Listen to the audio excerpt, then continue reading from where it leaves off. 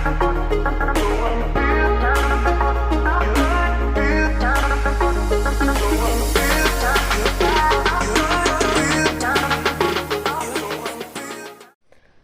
ma'am, ꯑꯩ ꯍꯧꯖꯤꯛ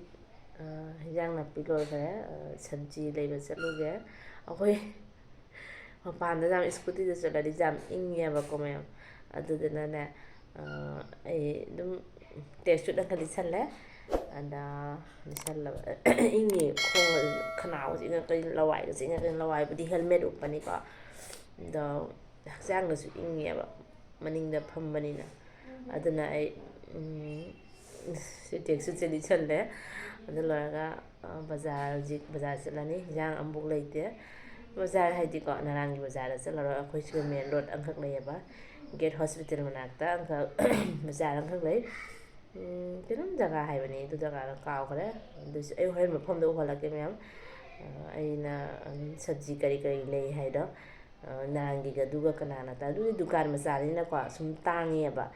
ꯃꯃꯟꯗꯣ ꯕꯖꯥꯔꯗꯒꯤ ꯍꯦꯟꯅ ꯈꯔ ꯍꯦꯟꯀꯠ ꯇꯧꯅ ꯂꯧꯔꯦꯕ ꯃꯣꯏꯁꯨ ꯀꯩꯒꯤꯅꯣ ꯍꯥꯏꯕꯗ ꯕꯖꯥꯔꯗꯩ ꯄꯨꯊꯔꯛꯑꯒ ꯃꯣꯏꯅ ꯁꯤꯗ ꯌꯣꯟꯕꯅꯤꯅꯅꯦ ꯑꯗꯨꯅ ꯑꯉꯥꯡ ꯑꯅꯤꯁꯦ ꯂꯩꯔꯝꯃꯅꯤ ꯑꯩꯈꯣꯏ ꯑꯅꯤ ꯕꯖꯥꯔꯗ ꯆꯠꯂꯨꯔꯅꯤ ꯍꯧꯖꯤꯛ ꯑꯗꯣ ꯃꯌꯥꯝ ꯍꯧꯖꯤꯛ ꯊꯣꯛꯑꯦ ꯍꯧꯖꯤꯛ ꯑꯃꯝꯕꯅꯤꯅꯅꯦ ꯎꯠꯂꯛꯑꯔꯣꯏ ꯃꯌꯥꯝ ꯀꯣ ꯃꯌꯥꯝ ꯖꯔ ꯎꯠꯂꯛꯀꯦ ꯃꯌꯥꯝ ꯂꯥꯏꯠꯁꯤꯡꯁꯦ ꯐꯖꯗ꯭ꯔꯥ ꯑꯩꯈꯣꯏ ꯍꯧꯖꯤꯛ ꯆꯠꯂꯤ ꯕꯖꯥꯔ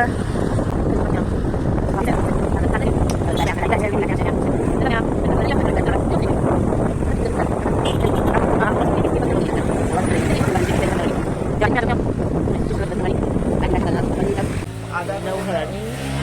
ꯂꯧ ꯂꯣꯏꯔ ꯎꯠꯂꯛꯀꯦ ꯃꯌꯥꯝ ꯃꯣꯔꯣꯛꯀ ꯊꯣꯛꯏꯗꯨ ꯐꯖꯕ ꯀꯨꯝꯕ꯭ꯔꯥ ꯑꯗꯩ ꯁꯤ ꯈꯥꯃꯦꯟꯁꯤꯕꯨ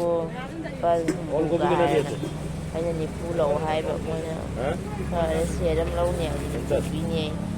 ꯃꯨꯂꯥꯒꯁꯦ ꯂꯣꯏꯅꯤ ꯂꯨꯄꯥ 40 ꯔꯨꯄꯤꯁ ꯍꯥꯏ ꯈꯥꯃꯦꯟꯁꯨ 80 ꯌꯥꯏ ꯑꯆꯧꯕꯁꯤꯅ ꯁꯤꯗ ꯑꯋꯥꯊꯕꯤ ꯂꯦꯕꯨꯒ ꯌꯣꯜꯂꯤ ꯃꯌꯥꯝ ꯈꯔ ꯌꯥꯝ ꯂꯧꯈꯤꯒꯦ ꯕꯖꯥꯔ ꯂꯧ ꯂꯣꯏꯔꯒ ꯀꯣꯟꯅ ꯑꯩ ꯌꯨꯝ ꯌꯧꯔ ꯇꯧꯔꯛꯀꯦ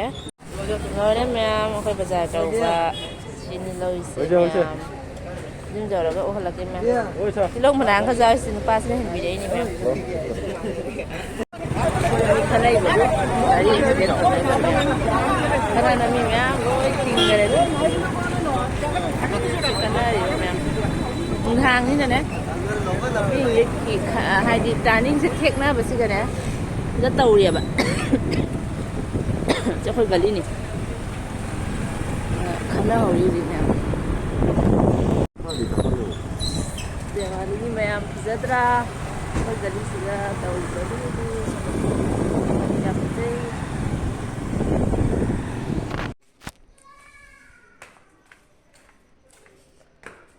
ꯃꯌꯥꯝ ꯌꯧꯔꯦ ꯑꯩꯈꯣꯏ ꯍꯜꯂꯛꯑꯦ ꯕꯖꯥꯔ ꯎꯍꯜꯂꯛꯀꯦꯀꯣ ꯃꯌꯥꯝ ꯃꯀꯣꯛꯀꯁꯤ ꯊꯣꯏꯁꯤ ꯁꯨꯝ ꯑꯃꯅꯣ ꯃꯃꯥ ꯂꯥꯛꯑꯦ ꯍꯥꯡꯗꯣ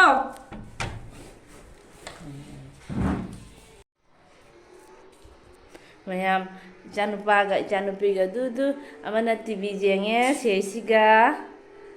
ꯀꯣ ꯑꯃꯅ ꯏꯆꯥꯅꯨꯄꯥꯅ ꯃꯣꯕꯥꯏꯜ ꯏꯆꯥꯅꯨꯄꯤꯅ ꯇꯤꯚꯤ ꯕꯥꯞꯔꯦ ꯕꯥꯞ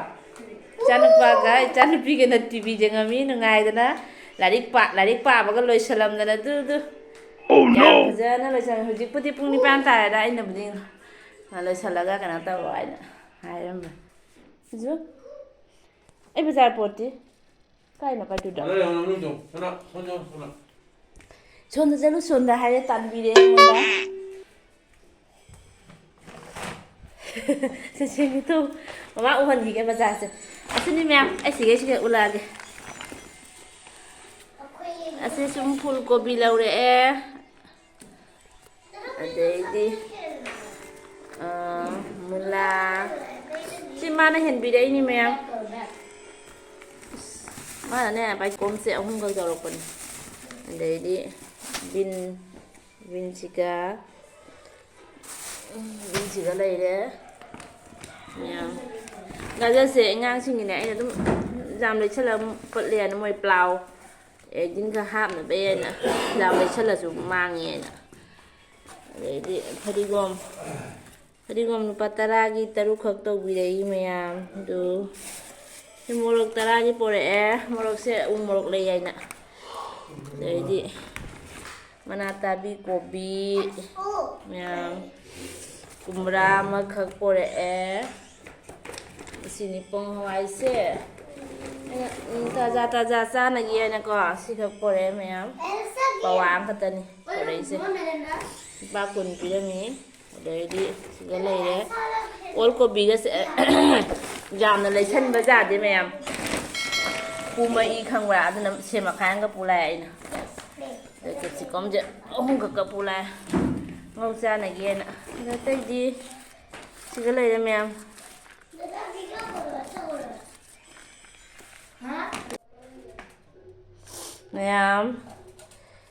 ꯑꯩꯈꯣꯏ ꯃꯄꯥꯅ ꯍꯤꯟꯖꯥꯡ ꯁꯦꯝꯕꯤꯈ꯭ꯔꯦ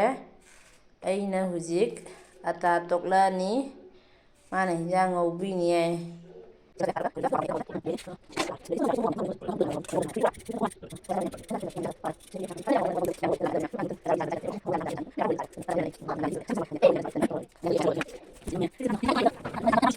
ꯃꯅꯥꯇꯥꯕꯤꯁꯦ ꯈꯤꯇꯪ ꯂꯦꯜꯂꯝꯒꯗꯅꯤ ꯄꯣꯡ ꯍꯋꯥꯏꯁꯦ ꯆꯥꯡ ꯍꯥꯞꯆꯜꯂꯨꯔꯒ ꯄꯊꯕꯨꯗꯤ ꯄꯊꯅꯤꯅꯦ ꯁꯤꯅꯤ ꯃꯌꯥꯝ ꯂꯣꯏꯔꯒ ꯑꯃꯨꯛ ꯁꯤꯅꯤ ꯍꯥꯏꯅ ꯑꯃꯨꯛ ꯌꯦꯡꯍꯜꯂꯛꯀꯦ ꯃꯌꯥꯝ ꯑꯩ ꯑꯃꯨꯛ ꯑꯇꯥ ꯇꯣꯠꯀꯦ ꯍꯧꯖꯤꯛ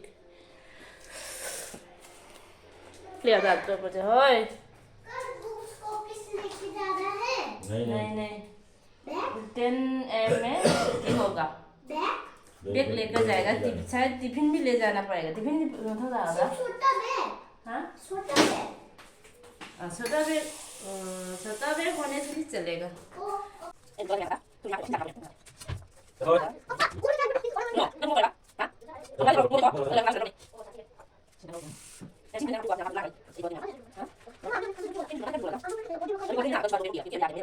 ꯃꯌꯥꯝ ꯂꯣꯏꯔꯦ ꯑꯗꯨ ꯑꯩ ꯇꯣꯠꯄ ꯂꯣꯏꯔꯦ ꯑꯗꯣ ꯍꯧꯖꯤꯛ ꯉꯥꯏꯍꯥꯛꯇꯪ ꯀꯨꯞꯁꯟꯒꯦ ꯃꯤꯅꯤꯠ 15ꯃꯨꯛ ꯊꯝꯈꯤꯒꯦ ꯃꯌꯥꯝ